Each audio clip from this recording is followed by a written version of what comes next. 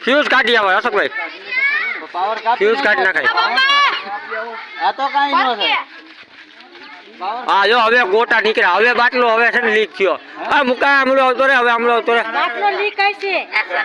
ગાડી લઈને જાવ આપ ફ્યુઝ કાઢી ચાલે બાટલો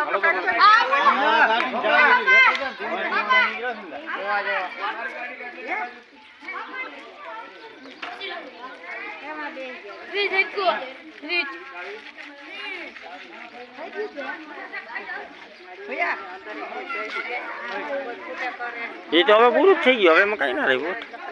આમળો રે પોટ હરકો